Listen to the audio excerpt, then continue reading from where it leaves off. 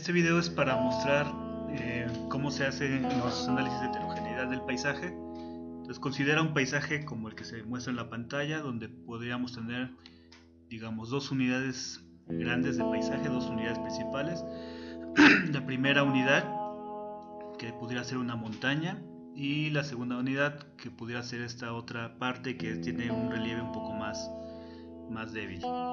Entonces, al interior de cada unidad superior podríamos identificar subunidades, ¿no? Entonces, de acuerdo a los principios de clasificación de los paisajes de la Escuela Física Geográfica, las subunidades al interior de las unidades se van a diferenciar por tipos de pendiente. Entonces, pensando en esto, podríamos tener dos polígonos que comparten tipos de pendientes similares, y a eso les pondríamos la subunidad 1. Luego un polígono que sería una pendiente diferente a la subunidad 1, que le pondríamos la unidad 2. Digamos, otros dos polígonos que tendrían un tipo de pendiente un poco más suave, diferente a la 2. Y otro polígono que sería la subunidad 4, otro polígono que sería la unidad 5, subunidad 5, que es una pendiente un poco más suave. Asimismo, para la unidad 2 podríamos tener un polígono indicador de una pendiente también algo fuerte, luego otro de una pendiente un poco más débil y un último polígono de una pendiente menos fuerte. De tal manera que, digamos, la tabla de atributos vista en el sistema de información geográfica quedaría más o menos de esta manera, ¿no? Una columna donde tendríamos la unidad y tenemos la 1 y la 2. Luego otra columna con subunidad y entonces los números de subunidades que pertenecen a cada una de las unidades grandes.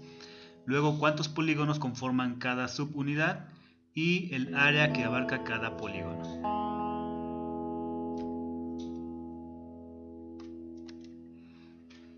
En esta lámina vemos entonces un poco del concepto de heterogeneidad del paisaje y los 5 indicadores que son más comúnmente utilizados, así como las fórmulas que se emplean, ¿no?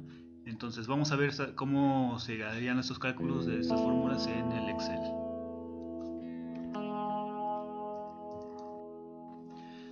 Ok, entonces en una hoja de Excel podríamos tener, digamos, la tabla que viene resultante del sistema de información geográfica, como se explicaba hace rato, ¿no? Y entonces aquí tenemos las fórmulas que vamos a utilizar para los cálculos. Entonces, a ver, la primera columna que vamos a calcular sería la que dice área de la unidad, que correspondería a la letra A, que sería esta A que utilizamos para complejidad cronológica. Entonces, el área de la unidad va a ser la superficie, digamos, que abarcan todos los polígonos de la unidad 1, asimismo la suma de todos los polígonos de la unidad 2, digamos. Y entonces la complejidad cronológica será el resultado de dividir cuántos polígonos tiene cada subunidad entre el área total de la unidad, ¿no? Aquí en este caso yo le pongo el símbolo de pesos en E2, pesos 2, para fijar la columna E2, que es la que contiene el área de la unidad.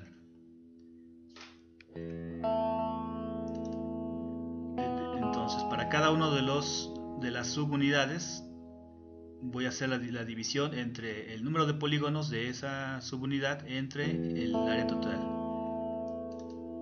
Y así lo mismo, ¿no? Para el caso de los polígonos que pertenecen a la unidad 2, entonces se divide el número de polígonos entre el área total, pero ahora de la unidad 2.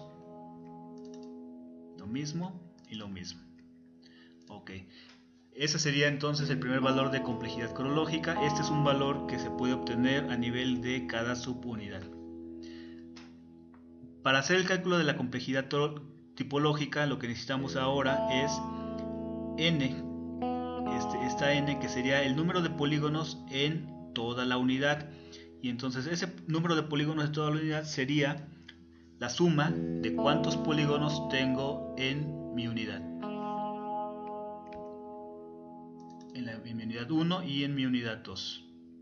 Entonces tengo 7 para la primera y 3 para la segunda. Y entonces la complejidad tipológica sería la división entre NI entre N. NI entre N. Nuevamente está fijada la columna G2. Para el caso de la subunidad 2, la unidad 2, perdón, el número de polígonos entre el total de polígonos de la unidad 2. Revisamos. Ok. Ahora vamos a calcular NC, que lo utiliza la riqueza de paisajes, y entonces NC sería el número de subunidades en cada unidad grande. Entonces esto es simple y sencillamente la cuenta, la función es contar, cuenta cuántos polígonos, cuántas subunidades hay en la unidad 1, ¿no? Entonces tengo 5 subunidades y para la unidad 2 tengo 3 subunidades. Ese sería NC. Y entonces la fórmula sería el número de clases, números de subunidades en la unidad, entre NCmax y NCmax. Aquí está mal, aquí es NCmax. Sería el número máximo de subunidades que existen en toda mi área. Entonces el número máximo de subunidades sería 5. Y entonces este 5 debe de aparecer aquí al mismo nivel de los dos. Y la fórmula para la riqueza sería entonces NC entre NCmax. Nuevamente aquí NC entre NCmax. Este valor únicamente se puede calcular a nivel de unidad superior. Luego, para calcular la diversidad de Macintosh, la U, necesitamos entonces elevar cada NI al cuadrado, y entonces aquí tengo este NI va a ser el resultado de NI por NI, en este caso C2 por C2, y así para cada una de los NIs. Entonces ya tengo NI al cuadrado. Luego hago la sumatoria de todos los NIs al cuadrado que pertenecen a mi unidad superior. Entonces la suma sería 11 y para la unidad 2 sería 3. Y la diversidad entonces sería la raíz cuadrada de este valor. Entonces, raíz cuadrada de 11 y raíz cuadrada de 3. Y ese sería el valor de U. Nuevamente este valor de diversidad nada más se puede calcular a nivel de unidad superior. Por último, el índice de singularidad de paisaje lo que necesita es cuál es el total de polígonos en el área de estudio. Ese sería ntot.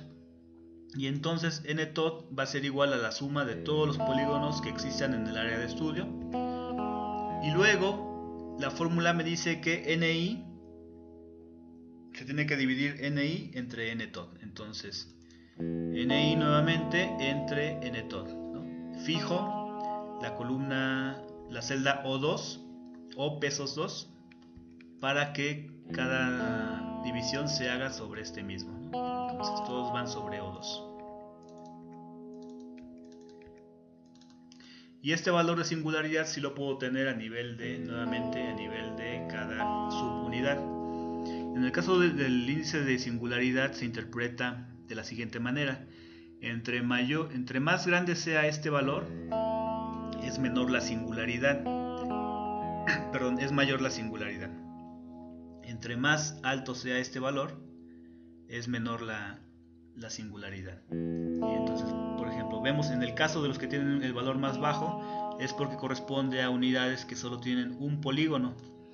Es decir, son unidades que tienen mucha singularidad, o sea, no se repiten. En el caso de unidades que tienen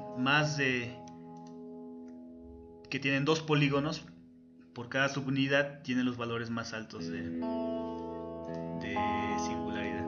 Y entonces eso significa que son menos singulares. Entonces, entre más grande el valor, menos singulares, ¿no? En el caso de la diversidad, entre más grande el valor, más diverso es. En el caso de la riqueza también sería la misma relación. Entre más alto el valor, es más rico el paisaje. En la complejidad tipológica también tenemos algo parecido, ¿no? Entre más alto sea el valor de la complejidad tipológica, es más complejo. Y entre más alto sea el valor de la complejidad corológica, también es más, digamos, más heterogéneo el paisaje. Eso sería entonces el cálculo de los 5 indicadores que utilizamos para heterogeneidad del paisaje.